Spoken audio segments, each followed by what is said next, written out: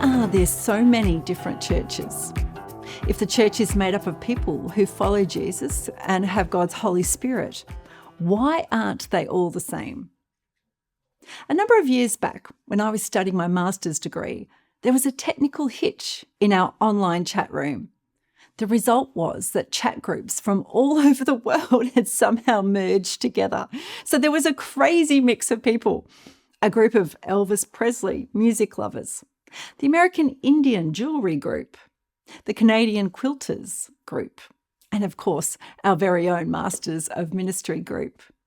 We were meeting people that we would never normally come across. Have you noticed how the church is like that?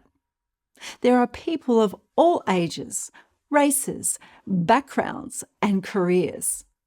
Where else do you find such diversity of people? As humans, we tend to gravitate towards groups of our own type. Only God and technical hitches can bring us together. The church is built on one truth that unifies all God's people, the good news about Jesus.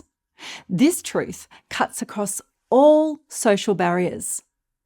As the scriptures say, in Jesus there's neither Jew nor Greek, nor male nor female, neither slave nor free.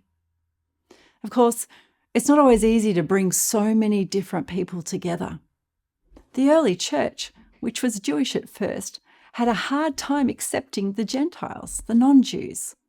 They thought that the good news of Jesus was just for them. They were shocked when the Holy Spirit came on the Gentiles in the same way.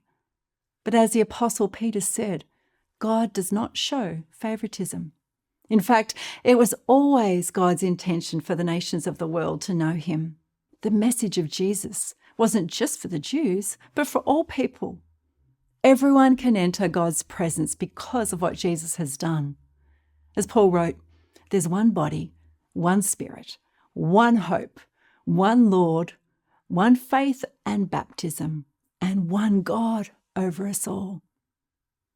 So if that is true, why are there so many different churches? Baptist, Presbyterian, Church of England, Pentecostal, the list goes on and on. Some say there are around 38,000 Christian denominations across the world.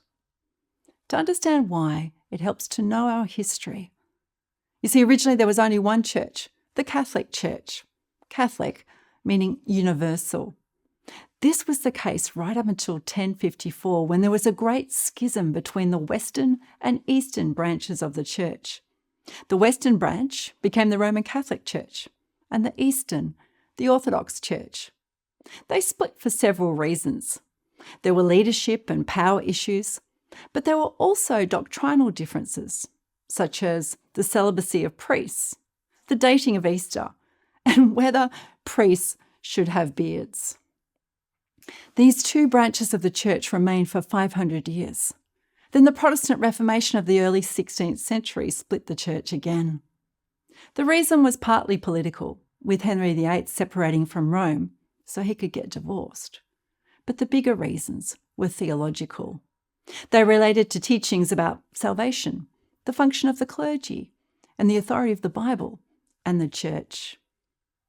Since the Reformation, there's been a lot more freedom for people to develop their ideas, apart from official church leadership. So now we have a proliferation of different denominations, with different doctrinal emphases. The Baptist Church, for example, practices the full immersion of adults in baptism, rather than christening babies. The Presbyterian Church are led by a group of presbyters or elders. The Pentecostals emphasise miracles and the activity of the Holy Spirit. The Salvation Army focus on serving the poor. Today, there are many different churches, all known for their different emphases, styles, and organisation. But through it all, Jesus is our unifier.